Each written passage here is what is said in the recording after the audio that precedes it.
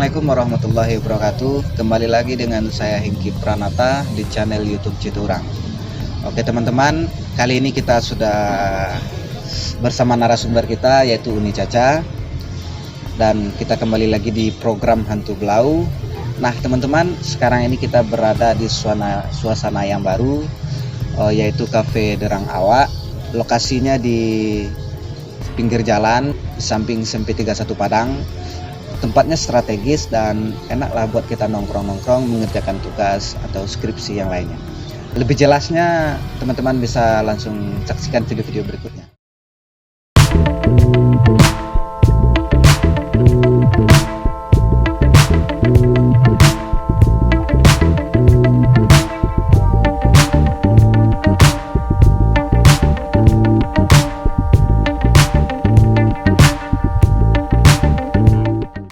Oke teman-teman, kita langsung saja ke narasumber kita yaitu Uni Caca. Uni Caca inilah yang akan menceritakan tentang hantu bunian yang ada di Minangkabau. Oke, mari sama-sama kita dengarkan penjelasan dari Uni Caca. Baik, terima kasih. Perkenalkan, nama saya Caca. Berbicara tentang dunia mistis ya, tentang hantu ya. Sebenarnya di setiap daerah-daerah itu pasti memiliki berbagai macam jenis hantu-hantunya di Indonesia lah. Dan setiap hantu itu pasti banyak yang sama, tetapi dengan nama-nama yang berbeda. Jadi untuk kali ini menarik ya untuk kita dengar. Banyak yang mendengar tentang orang bunian. Ya. Jadi di Minangkabau itu tuh orang bunian itu telah tersebar di masyarakat luas kan. Jadi kepercayaan masyarakat di Minangkabau ini, khususnya di Pulau Sumatera ini, masih banyak yang menganggap kalau misalnya orang bunian itu emang ada. Lalu bagaimana sih orang bunian itu? Kan? Jadi banyak yang mengatakan kalau misalnya orang bunian ini adalah sesosok makhluk halus gitu. Akan tetapi seperti informasi yang saya ketahui, yang saya dapat, pengetahuan yang saya dapat, orang bunian ini dia bukan jin. Orang bunian ini sama seperti manusia biasa. Nah, jadi gini loh, banyak orang yang beranggapan kalau orang bunian ini adalah makhluk halus, jin gitu kan. Tapi sebenarnya dia itu manusia gitu. Jadi kalau orang Melayu kalau mendengar kalau misalnya orang bunian itu jin, berarti nenek moyangnya juga jin dong. Iya. Gitu. Jadi orang bunian ini sama sekali tidak jin. Dia seperti manusia biasa gitu. Jadi Allah kan telah menurunkan nabi ke muka bumi ini dengan kitab-kitabnya. Yaitu yang pertama Nabi Adam. Iya. Kita tahu Nabi Adam kan. Nabi Adam adalah nabi pertama yang turun, dan itu tuh turun dengan kitab yang diwahyukan dari Allah itu. Jadi Nabi Adam itu dia mempunyai kitab suci, yang mana kitab sucinya itu sangatlah tebal. Karena dia manusia pertama yang turun di muka bumi ini, maka di situ dalam kitab suci yang Nabi Adam yang diturunkan di Nabi Adam ini, di situ telah dipaparkan banyak bagaimana sih cara hidup di muka bumi ini, bagaimana cara menghadapi rintangan-rintangan di muka bumi ini, semuanya telah terpaparkan di dalam kitab suci itu gitu kan. Lalu setelah Nabi Adam kan tiba lagi Nabi Idris. Nabi Idris. Jadi Nabi Idris ini turun setelah Nabi Adam. Lalu setelah turun ini berkembanglah anak cucu Nabi Adam ini, anak cucu Nabi Adam. Setelah berkembang banyak anak cucu Nabi Adam, ternyata banyak juga berkembang itu nabi-nabi palsu. Nabi-nabi palsu. Padahal ini Nabi Adam ini masih hidup kan, tapi banyak berkembang nabi-nabi palsu.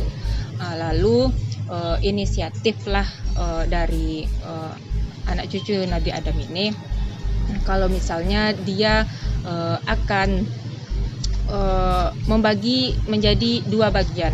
Yang pertama bagian yang nabi-nabi palsu tadi, dia telah dibiarkan hidup di tempat yang beramai-ramai itu kan. Jadi yang satu lagi itu dia hidup di kembali ke hutan gitu. Jadi kenapa dia kembali ke hutan? Yang satu lagi ini, karena anak cucu Nabi Adam ini dia tidak mau ada orang luar masuk. Kenapa tidak mau orang luar masuk? Karena otomatis jika orang luar masuk ke dalam hutan tersebut, pasti dia membawa agama dan kebudayaan yang baru lagi gitu. Jadi dia itu mencampuri agama dan budaya yang telah diapakan oleh Bani cucu Nabi Adam tadi kan. Jadi setelah itu selama adanya nabi palsu ini terjadilah kayak intimidasi, pembunuhan, pokoknya semua yang semua yang sesuatu yang pertengkaran itulah. Hingga akhirnya terbagi dua, yang satunya bisa dikatakan adik ini dibiarkanlah dia masuk ke dalam kota atau di tempat yang ramai. Yang satu lagi ini yang disebut abang, dia bisa mengalah, dia masuk ke dalam hutan. Jadi di dalam hutan di sini, maka dia di situ hidup baru lagi. Selama ratusan tahun dia hidup di dalam hutan tersebut kan. Setelah itu dia beranak pinak lagi, dia sengaja hidup di dalam hutan tersebut supaya orang luar tidak bisa masuk untuk mempengaruhi agama dan budayanya kan. Lalu setelah dia masuk lagi kembali di hutan tersebut, ternyata orang dari luar itu masih ada yang ingin masuk ke hutan gitu, dan otomatis pasti membawa pengaruh lagi dong sama agama, sama kebudayaan orang yang di dalam hutan itu. Lalu berpikirlah salah satu dari kepala suku cucu Bani Adam ini, dia berpikir kayak gini, kalau misalnya seperti itu terus, jadi tidak adakah solusi yang dia kan perang terus menerus itu membuat tidak ada nggak ada yang menang, nggak ada yang kalah, karena mereka sama-sama mempunyai ilmu yang berasal dari kitabnya Nabi Adam. Jadi inisiatiflah kepala suku dari Nabi Adam ini, dia untuk pergi ke hutan, tinggal di hutan itu, lalu dia membuka kitab suci yang dibawa oleh Nabi Adam tadi. Dapatlah sama dia ilmu atau metode bagaimana cara mempenglimunkan diri. Nah, jadi penglimunan diri ini sama dengan menghilangkan diri gitu. Jadi dia itu ada di situ, di tempat itu dia ada, tapi dia tidak nampak sama orang lain. Dia tidak nampak sama orang luar. Jadi dipakailah itu sama orang yang di dalam Bani Adam yang ada di hutan tadi, supaya nanti orang-orang yang di luar itu tidak bisa melihat dia. Kecuali nanti ada juga itu seperti kayak ayat-ayat yang bisa kita lontarkan supaya bisa melihat orang itu. Nah, jadi setelah dia mempenglimunkan diri, maka tinggal dia di dalam hutan tersebut. Maka yang disebut di situ dia orang bunian. Jadi dia emang manusia seperti biasa. Berarti sebabnya itu gara-gara salah satu pertengkaran gitu. Iya. Karena tidak bisa diselesaikan, tidak ada solusinya dengan salah. Jadi dengan cara itu yang membangunkan diri. Iya, karena pertengkaran terus itu. Jadi intinya orang bunian itu tidak izin ya. Iya. Berarti dia manusia. Iya. Berarti dia juga memiliki keturunan. Iya. Berarti untuk sampai sekarang ini apakah masih bisa orang melihat orang-orang bunian itu?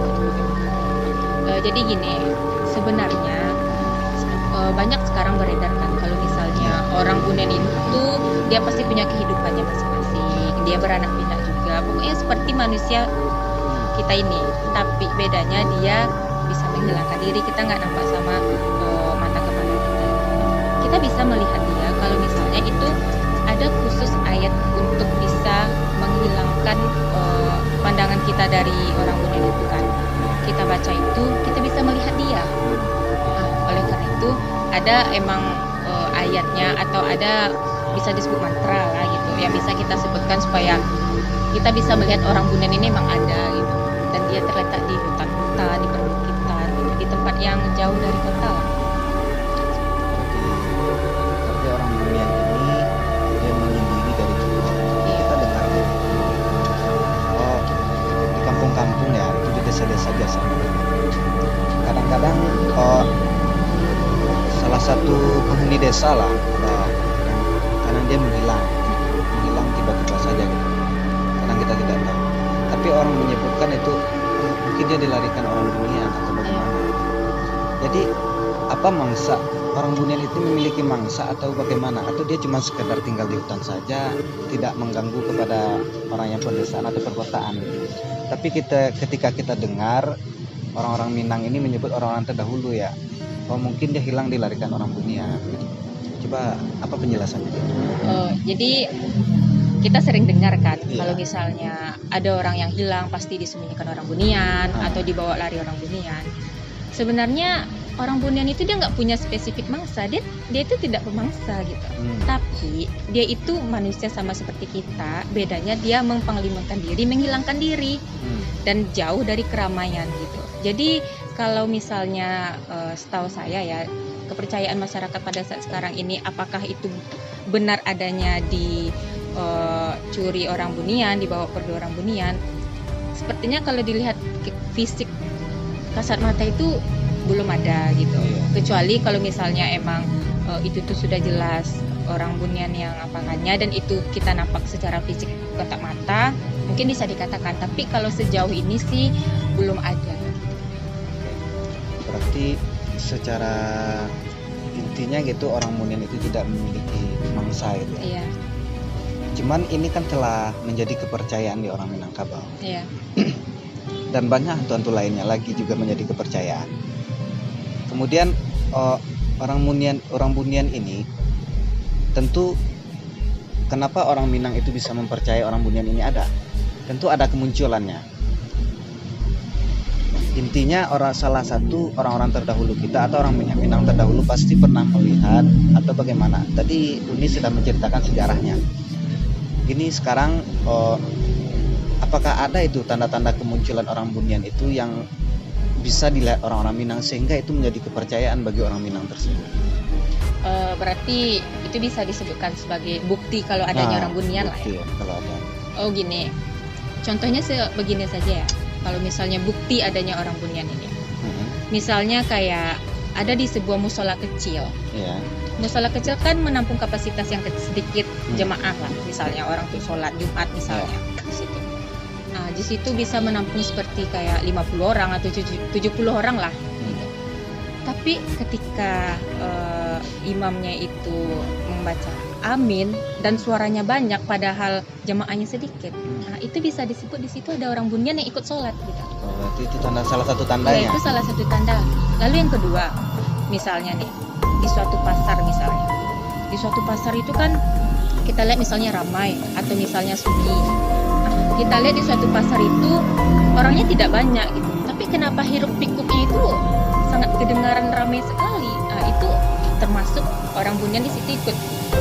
Di pasar itu ada, tapi kita nggak bisa melihat wujud dia. Berarti ada dua tanda kemunculan. Berarti kita cuman kan mendengar cerita-cerita dari orang-orang itu. Soalnya itu kan sudah menjadi kepercayaan masyarakat. Jadi intinya orang Bunian itu tidak berwujud. Cuman orang Minang ini percaya dengan ada tanda-tanda kemunculan tersebut. Kemudian mangsanya juga tidak ada katanya. Tapi sampai sekarang ini kita dengar bahwa mungkin untuk anak kaum milenial atau kaum pemuda yang sekarang ini sudah banyak tidak tahu dengan tentang cerita-cerita mistis legenda yang ada di Minangkabau. Ini salah satu sebabnya kita tertarik berbicara ini.